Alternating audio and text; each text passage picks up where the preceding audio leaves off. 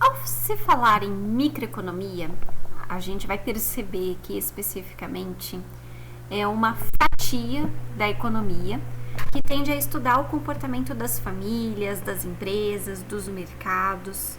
E aí nós temos alguns princípios, que é o princípio da otimização e o princípio do equilíbrio. O equilíbrio, oferta igual a demanda, por exemplo. Otimização de recursos.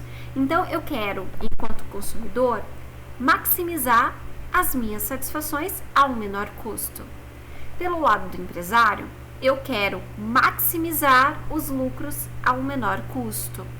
Então, de qualquer forma, nós estamos tentando otimizar recursos para satisfazer a nossa utilidade, os nossos desejos. É por isso que a gente consome, é por isso que a gente oferta. Com base nisso, a gente continua tratando do conceito que eu já havia indicado a vocês, que é o de ceteris paribus ou de coeteris paribus, em que a gente precisa analisar cada variável isoladamente. Então, a gente sabe que existem uma infinidade de variáveis que interferem na demanda e que também interferem na oferta. Mas eu preciso estudar cada uma isoladamente e depois os efeitos isolados eu somo para saber qual que é o efeito total. Existe essa necessidade. Então, se eu estou vendo o preço em relação à quantidade demandada, eu só vou ver o preço em relação à quantidade demandada. Se eu estou vendo o preço do substituto em relação à quantidade demandada, será apenas o preço do substituto.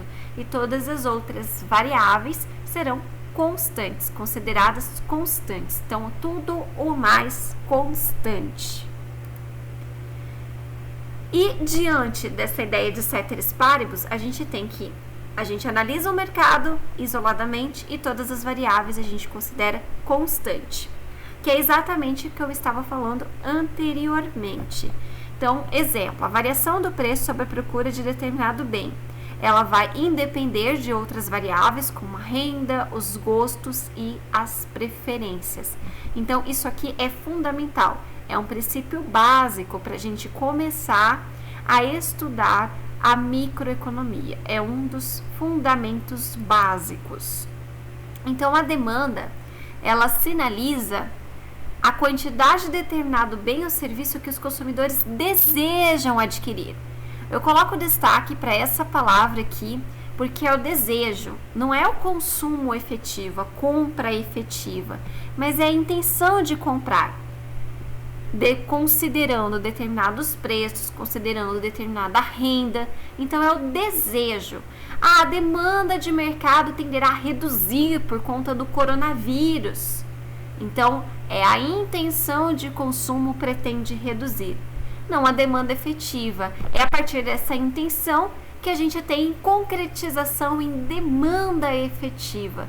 Quanto maior essa intenção, mais facilmente a gente transforma uma intenção numa demanda efetiva.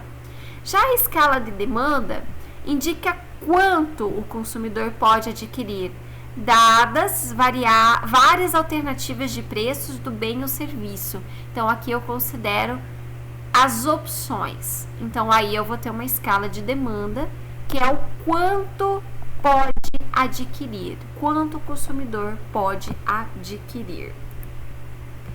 Diante disso, nós entramos agora para falar da teoria da demanda. A teoria da demanda, ela se baseia na utilidade. Então, a demanda é um desejo de adquirir. Por que a gente adquire alguma coisa? Para nos satisfazer, para nos propor, né? Para que a gente tenha bem-estar. Então, enquanto consumidor, então nosso olhar aqui vai ser para consumidor, enquanto consumidor, a gente quer satisfazer, a gente quer nos satisfazer, a gente quer ter utilidade com aquilo que a gente está pretendendo consumir, dada determinada renda, dada determinado preço de mercado. Então, a gente precisa maximizar a utilidade, essa satisfação que determinado bem ou serviço vai nos trazer.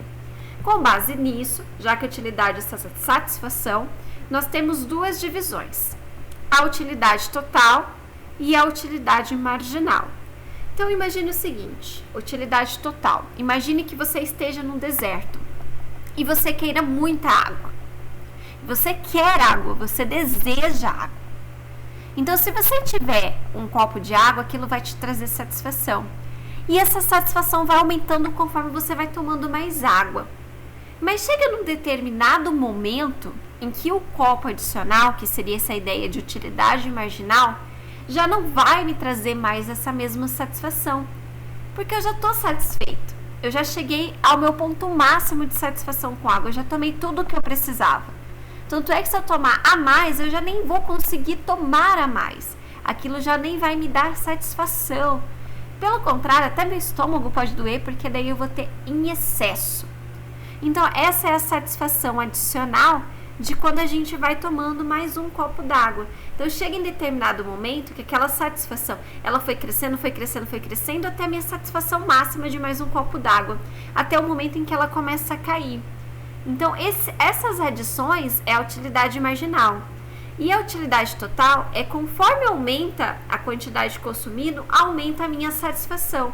Então, vai até a minha utilidade máxima, que é a minha utilidade total, a minha satisfação total. Depois, um copo a mais de água, que seria a minha utilidade marginal, já não me traz essa mesma satisfação. Pelo contrário, eu fico insatisfeito se eu tomar mais água. Então, a minha utilidade, a minha satisfação começa a cair. Então, da mesma forma que para tudo em economia, a gente também tem fórmulas, a gente também tem representação gráfica. Então, a utilidade marginal, você vai adicionando mais uma quantidade e a gente quer ver a variação da minha utilidade total. Aqui é minha utilidade total.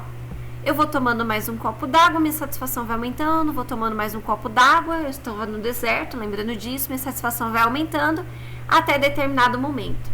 Depois desse momento, ela começa a cair, que daí vem a minha utilidade marginal. Em que se eu consumir mais um copo d'água, aquilo já não vai me trazer mais satisfação. Eu já nem consigo mais tomar um copo d'água. Então, isso aqui é minha utilidade marginal. Ela vai caindo. Eu vou variando, eu vou tomando mais um copo d'água e a minha utilidade, ela vai caindo. Então, isso aqui é utilidade marginal, isso aqui é utilidade total. Vai aumentando a minha satisfação conforme eu consumo, vai diminuindo a minha satisfação conforme eu vou consumindo mais. Aí a gente tem a ideia do paradoxo da água e do diamante. Por que a água, sendo mais necessária, é tão barata? E o diamante supérfluo tem preço tão elevado? Tem a ver com abundância. Você tem muito mais água do que diamante. Se fosse ao contrário, funcionaria da mesma forma. E se você considerar água no deserto, de repente ele pode até valer mais do que o diamante em termos de satisfação. Que é exatamente o que está descrito aqui. A água tem uma grande utilidade total, mas tem uma baixa utilidade marginal porque ela é encontrada em abundância. Já o diamante, ele tem uma grande utilidade marginal. A gente não consegue encontrar, ele é mais escasso. Então, quanto mais escasso a gente tiver, maior tende a ser a utilidade marginal. Agora, quanto mais abundante ele for, maior tende a ser a minha utilidade total. E é isso aí. Só para a gente entender o porquê que a demanda é um desejo, e é um desejo porque ele tem a ver com o comportamento do consumidor, que está relacionado à utilidade, à satisfação.